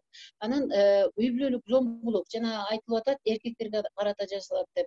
Эркектерге карата да жасалат, балдарга карата да жасалат. Эгер үй бүлөлүк зомбулукту алып көрө турган болсок, бир 64% аялдарга карата жасала турган болсо, бир 30%, 25% балдарга карата жасалат экен, андан кийин калгандары эркектерге карата жасалган зомбулук азыр биздин өлкөдө бул аябай жайылып кеткен да, себеби эркектер иштебей отурат, өздөрүн коркок сезет, иштегиси келбейт, же болбосо кантип чыгаарын билбейт, бул ылайдан, баткактан кантип чыгаарын билбейт, каяка бараарын билбейт, андан кийин өзүнө болгон ишеними жоголуп, таптакыр эшикке чыкса иш жоктой, эч ким аны кабыл албачудай, эчтеке кыла албачудай, колунан эчтеке келбечүдөй сезимдерге кабылып, депрессияга кабылып калган. Бул жеңил түрдөгү, бирок узакка созулуп кеткен хроникалык депрессия. Ал эч бир убакта мынагу комфорт зонасын бузгусу келбейт дагы, ошого көнүп алган. Анан аялдардын зомбулугун кабыл алганга көнүп алган, бирок ал айта албайт. Себеби кантип эркек туруп аялдан мындай зомбулук көрсүн? Бул психологиялык зомбулук болушу мүмкүн, моббинг болушу мүмкүн, шылдыңдоо болушу мүмкүн, жаман сөздөр болушу мүмкүн, уят кароо болушу мүмкүн, ат коюу болушу мүмкүн, кыйноо болушу мүмкүн, каргап шилөө болушу мүмкүн, же болбосо физикалык таяктоо болушу мүмкүн, үйдөн түртүп чыгарып коюу да болушу мүмкүн. Рахмат. Рахмат эже, бирок баары бир бүт ушул зомбулуктардын баары эле эме көпчүлүгү аялдарга каршы жасалат экен. Мына 2020 жыл эле башталганда, быйыл январды эстесеңер, январь кандай башталды? 2 аялдын өлүмү менен башталды 15 күндүн ичинде. Мына Баткен областында бир аялды өлтүрүп койду уруп, Нарын областында өлтүрүп койду, Каракөлдө аялына бензин чачып өрттөп салды. Жалал-Абад областында дагы больницага түштү, күйөөсүнүн келтек жеген аял. Ошо 4 аял менен башталды январь-февраль. Мына эми кечеки аял. Бул 2020 жыл кандай башталды? Карантинде дагы аябай көбөйдү. Карантин учурунда уур токмоктор. Бул эмнеге мындай болуп атат? Аялдардын коркуу сезимин качан биз жок кылабыз? Качан коркпой калышат? Качан өзгөрөт? Ушундай чоң маселелерди коюш керек экен да. Анан Гүлзат Баялиева жазып атат, кыргыз кыздарын тандоосу чектелүү. Турмуш курганда же эркек менен мамиле курууда эркин, чечкиндүү боло албай жаш кезинде. Тарбияны ошентип беребиз. Баары кайра тарбияга такалат, коомго, маданиятка. Кыздарды кичинесинен баштап эле барар жерин күйөө, анан барган бирөөнүн үй бүлөсүндө кантип кызмат кылышың керек, кантип рабыня болушуң керек, кул болушуң керек, ошого үйрөтөт кичинесинен баштап. Мени уят кылба, кайненеңе тарбия бербептир, тамак жасаганды үйрөтпөптүр деп, тазалыкка үйрөтпөптүр деп, кичинесинен баштап мээсине куя баштайт кыздарды. Сенин тандооң бар, сен эркинсиң, сен кыйынсың деп анын өздүк самооценкасын же өзүнө берген баасын жогору койбойт. Аны дайыма төмөнгө, мындай кыздарды бирөөгө кызмат кылганга, бирөөнү ухаживать эткенге, мындай услуга кылганга, кызмат өтөөгө өмүр бою үйрөтөт. Ошон үчүн келиндик институту, кайненелик институту бизде ушу кайрадан кайра күчөп келатат. 21-кылым мына санариптик доор, санарип деп атабыз. Кайдагы санарип? Мына жөнөкөй фундаментальный нерселерди чече албай жатабыз. Адам укуктарын коргоону, кыздардын, аялдардын укуктарын коргоону чече албай жатканда, каяктагы кызмат көрсөтүү? Кызмат көрсөтүү кереги жок, тең болуш керек. 50-50. Бул 50-50 аял, эркек тең укуктуу болуш керек. Тамак жасаса дагы, үй жыйнаса дагы экөө тең бөлүшүп алыш керек.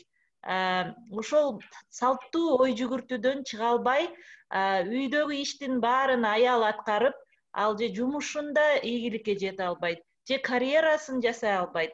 Баардык 99 убактысынын баары үй жыйнап, бала бакканга кетип атат. Анан саясатта аялдар жок, экономикада аялдар жок, маданиятта аялдар жок дейбиз. Алардын баары үйүн жыйнап, полун жууп отурушат.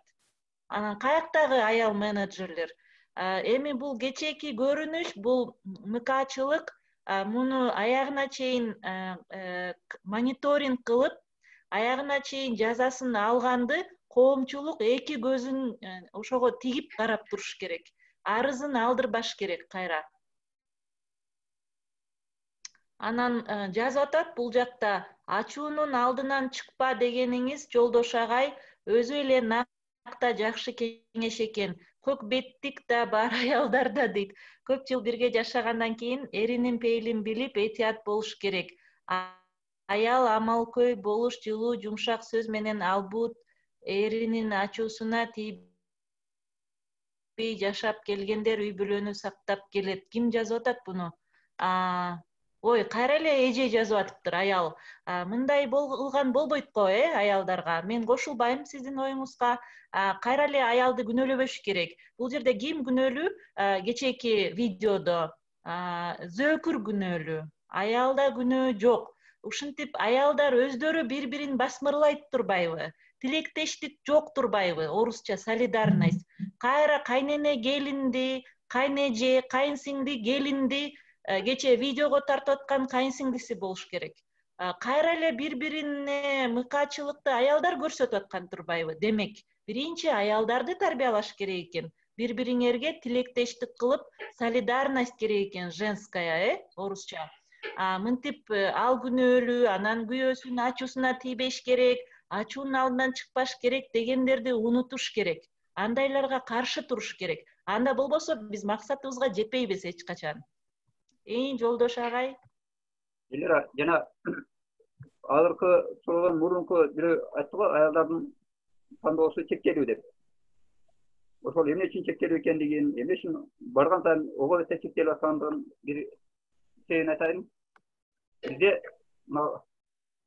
албетте дин ишмерлери, молдолор, галымдар, дааватчылар, беш энен таманында деп ошол шариятта, исламда аялдын укугу абдан жакшы корголгон, ошол пайгамбардын өмүр баянынан башка ошондой диний адабияттарда мисалдарды келтирип, үй бүлөлүк ынтымак жөнүндө жакшы эле насааттарды айтышат, бирок кээде туруп эле такыр теңизден тескери бирдемелерди айтып салышат да.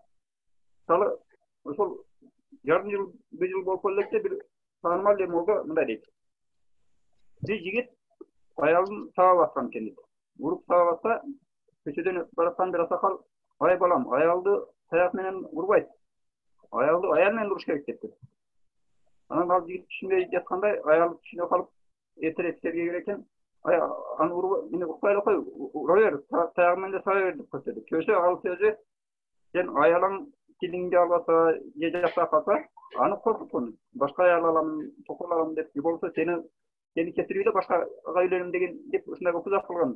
Чындап эле ушинтикине окшош насаат болуп атпайбы? Бул аялдарды кадимкидей эле бир буюмга базардагы эле каалаган жакпаса кайтарып берки болбосо сатып, ордуна башкасын ала койгондой бир шунчалык басмырлаган, кемсинткен, мазактаган, кордогон бир мамиле болуп атпайбы? Ошондой нерсени таанымал элге анча-мынча кадыр бар кишилер айтпаш керек эч качан. Анан ошон үчүн могу даават, мына биздеги диний даават ушундай телевидениеден тынбай эле 3 сайсаңда десе сүйлөшөт, ошолордун сөздөрүнө кичине фильтрлеп, чыккадан өткөрүп электен. Анан айтыш керек, мондай сөздөрүң үчүн мондай сөздөр айтпаңыз деп. Кичине мындай чектеш керек да, ири чектеш керек, тартып салып. Олго келгенде эле бафеттер айтып салган учурлар көп эле, могу таанымал суак ажыра, ашкүдө башка ушундай немелерде өчөт. Ошолорго кичине иртес салыш керек. Анан дагы бир нерсени айтайын. Жана энелер мектеби дедик го. Ошондо көп сөздөр айтылды. Көсө биз буга чейин билип жүргөн дүйнөдө өнүккөн маданияттуу элдерде, өлкөлөрдө жакшы нерселердин бири бул үй бүлө куруу үчүн жаштарды алдын ала мектептен кийин да ата курстардан өткөрүп керек болсо зарылдыгына жакса анан экзамен алат экен. Баланын ошол жигиттин кыздын турмуш куралы деп ниеттенген максатын жаштарды атайлап мисалы эмоционалдык маданият боюнча практикалык психология, конфликтологиянын эң зарыл элементтери боюнча үйрөтөт экен да. Үйрөтүп окутуп, анан ушундай асуу калдырган учурда эмне кылыш керек, башка бир талаш тартышты кантип чечсе болот, анан чарбаны кантип жүргүзүш керек дегендей үй бүлө куруу, турмуш куруу деген бул тамаша эмес да. Ошого даяр экендигин анык текшерип, бүтүп, жооптуу комиссия ошол экзаменди кабыл алып, тийиштүү баасын койгондон кийин гана атайын үй бүлө курууга даяр деген документин алгандан кийин гана уруксат берилет экен. Ошол үй бүлө курууга. Мен андайды уккан эмесмин, көргөн да эмесмин. Америка, Европа эч жерде жок андай агай. Сиз кайсы өлкөнү айтып атасыз билбейм. Жарандык образование деген бар, citizen education. Андай үй бүлөгө даярдоо деген андай жок. Анан Капыр агайдын мектебинде айтып атасыз, айтып кеттиңиз, күйөнгө даяр болуп, коноктошкондой тосуп ал, тиги бу деген. Бул дагы кайра эле келип эме аялды күйөөгө кул кыл дегенди айтып атасыз да сизчи? Эски мектеп, бул эски мектептен арылышыбыз керек. Жаңыча жашашыбыз керек. Агай, мен буга түп тамыры менен каршымын. Бир күн аял тамак жасаш керек, эртеси күн күйөөсү жасаш керек тамакты. Очередь менен жасаш керек, кезек менен, агай. Андай болбойт. Аял дагы компьютер үйрөнсүн, аял да китеп окусун, жазсын китеп. Ал дагы автор болсун, наука кылсын, илимге кирсин, билимге кирсин. Эмнеге илимпоздордун, академиктердин баары эркек? Эмнеге ректорлордун, проректор, декандардын баары эркек? Саясатта кана аялдар? Аялдар эң төмөн низкий звенодо жүрүшөт. Эркектерден 10 эсе аз айлык алышат, агай. Билим берүү тармагы болсун, экономика болсун, эң кыйын жумушту аялдар аткарат. Алган айлыгы 4-5 эсе аз. Азыр Айсулуу эже кол көтөрүп турат, сизге сөз берели. Мен дагы баягы эркектин кыялына подстраиваться этип, эркектин мүнөзүнө, настроениясына ыңгайлашып жашоо дегенге такыр кошулбайм. Эмне дегенде мен мисалга элестеткиле, мен жалгыз кыз болсом, анан күйөөм отуруп алып, төркүнүңө барба, такыр катташпа. Анан кийин жок, сен акчаңды иштебе. Жалгыз ата эне болсоң да, мен акчамдан артса, үй бүлөбүздөн артса акчаны, сен ата энеңе берем, атак бербейм деп отурса, мен ошого ошонун сөзүн угушум керекпи? Бул такыр бул тескери немеде, бүт баардык немеде, позицияда чындыгында кыргыз аялдары такыр калып атат. Өзүнүн тигили бере турган бир энергиясы, бере турган бир илими же жасаган иши немеси жоктор, эркектер мындай аз немеси бардар аялдардан өйдө туруп атат да. Бул адамдын талантына жараша, ошонун каалоосуна жараша эки жактан бири-бирине неме кылыш керек да. Анан эч кандай бул тукургандыкты мен көрбөй элемин. Бул жердечи. Айтылуу, сага эки болсо деп коеюн, айтылуу. Мен айткан жокмун, сөзсүз түрдө аялы күйөөсүнө жагынып, күйөөсүнүн шартына ыңгайлашыш керек, ага басылыш керек. Мындай баш ийбеш керек деген сөздү айткан жокмун. Мен айтпадым, бая баштаганда эле окуйсуң, жана Кушет менен Хафизердин курсташтарында. Алар экөө бири ачылып келгенде экинчиси тыйылып, кезеги менен мындай өздөрү ошол ыңгайына карап, анан экөө тең бирден туктанып конфликтке жол бербей, мындай акылдуулук кылган деп атпайм, эмоционалдык маданият ошол жаштарда болгон экен, бармактай мындай жап-жаш балдарда, азыр ойлоп көрсөм, биздин балдарыбыздай балдарда, ошол кездеги класстарда. Берки, мисалы үчүн, элер айткан, мисалы үчүн, эмне үчүн аялдар иштебеш керек, эмне үчүн окубаш керектигин мен толугу менен колдойм, окуш керек сөзсүз. Мисалы үчүн, мына Сингапурдун атактуу премьер-министри жоктон бар кылган Сингапурдун дүйнөлүк эң алдыңкы өлкөгө айланткан Ли Куан Юнун китебин окусаңар, ошондо сөзсүз ал киши 60-жылдары бир уран чакырган экен жигиттерге. Жигиттер башыңар иштесе, акылыңар болсо, жогорку билимдүү кыздарга үйлөнгүл дептир. Жогорку билими жок кыздарга үйлөнбөгүлө. Анда болсо, балдарыңар сабатсыз болуп калат, жакшы өнүкпөй калат, интеллекти пас болуп калат дегенде, Сингапурда аябай ызы-суу болуп, силер аялдарды кемсинтип атасыңар, мазактап атасыңар, бул таптакылыктар эмес деп ылдаган болсо, бирок кийинчерээк ойлоп көрүп, ошол кишинин айтканы данектүү экенин түшүнүшкөн экен да. Ал элер болсо мен эстим эле жанагы Gapıragaydın satın yaşa tarafı yaşa sügüle de anın bir yağıyla karabıktır ile üstüsten ele men hiç kaçan ayalda erkekki başı ilerisinde degen yok mu? Bu yerde yanında ayıya cinlenip jarılıp ketetiğin altında var için al açuğa aldıran adamды sapattan çıkıp kalganday ahvala yetken болады. Men жырткычта болуп калган болду. Ошондо мисалы айшоле азыр мисалы sen mага ар деп чыксаң мен сага ого битер ар деп чыксаң көз түшүп кетет туурабы?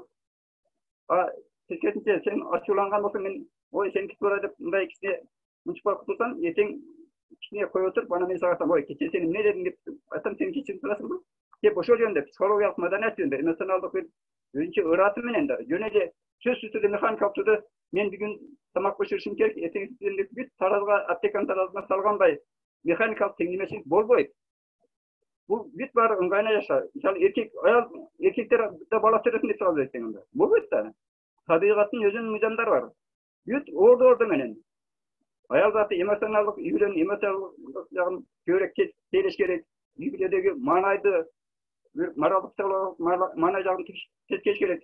Эркек көбүрөөк жана чарба жагында эсеп чотуна көбүрөөк жоктуу болуш керек. Ошол эле кезде сөзсүз түрдө акылдашып мындай кеңешип kesкен бармак оорубайт деген бүт баары ынтымак менен мынаса менен болуш керек да. Анан механикалык сөз сөйлөм феминизмде жанагы оорубай жактарын жактабаш керек. Ал тескери эффект жасайт. Тескери бизден тегерден тескери натыйжага алып келет. Бала багуу боюнча бизде мыйзам бар Кыргызстанда декретный отпуск деп коет. Бала багууга чыгуу эргүүсү. Ошол декретный отпускту Кыргызстандын мыйзамдары боюнча аялдарга да берилет, эркектерге да берилет. Азыр Бишкекте көптөгөн уюмдар эркектер декретный отпуск алып атышат 6 айга чейин. Бул акы төлөнүп, кадимкидей эле бала төрөлгөндөн кийин биринчи 6 ай аялы карайт, эмизген үчүн кийинки 6 айын эркек карайт. Ошондой ишке ашып жатат. Бул бала багуу боюнча биз эми бүтүрөлү 5те биздин вебинарыбыз бар, Гүлзат эже, ага жетишпей калбайлы. Рахмат келген спикерлерге. Аябай жакшы талкуу болуп атат. Мындан кийин буюрса онлайн университет билим берүү аркылуу психологиянын жардамы менен, педагогика, этнография, антропологиянын жардамы менен бизде Кыргызстанда ушундай коомдогу күч алып жаткан зордук зомбулукка каршы журналистиканын, масс медианын жардамы менен, социалдык роликтердин жардамы менен биздин келечек муундарга тарбия берүүгө бүт далалатын жасайт деген тилектебиз. Сиздерди дагы биздин катарыбызда күтөбүз. Тилектештик кампаниябызга сиздер да катышыңыздар. Чоң рахмат. Мындан кийин саат 5те да вебинарыбыз болот. Тынчтык үй-бүлөдөн башталат деген темада Германиядагы Оксана Исмаилбекова илимий изилдөөчү кызыбыз Кыргызстанда жүргүзгөн изилдөөсүн айтып бермекчи. Баарыңыздарды күтөбүз. Чатка шилтемеге жазып койдум шилтемесин. Чоң рахмат. Гүлзат эже сүйлөйсүзбү? Бөлүп ойлорун ортого салып, убактысын бөлүп ушул коомду бир үрөйүн учурган окуяга кайдыгер карабай, ушул жерге оюн ортого салып, коомдук пикир жаратууга аракет кылган ушул вебинарга катышкан баардык эле адамдарга, сүйлөгөндөргө да, жөн гана уккан адамдарга да мен ыраазычылык билдирем. Бул окуяга биз ар бир жаран өзүнүн позициясын билдирип, ошого каршылыгын билдирип, зордук зомбулукка такыр жол бербеш керек деген позицияда турса эле бул өзүнөн өзү жоюлат. Ошол айылдагы адамдар, кошунасы, кайын сиңдиси, кайненеси, бүт үй бүлө мүчөлөрү ушул нерсени биз бүгүнкү нерсе жакшы болду деп ойлойм. Бул ушул менен эле токтоп калбайт. Менимче Элира онлайн университети бул теманы дагы улантат. Анткени бул биздин коомдогу эң курч, эң чечилүүсү зарыл болгон маселелердин бири. Анткени бул жерде адамдын өмүрү турат, адамдын ден соолугу турат. Ошондуктан бул маселе көз жазында калбайт деп ойлойм. Мындан ары да талкуулар улана бермекчи. Рахмат сиздерге баарыңыздарга. Рахмат.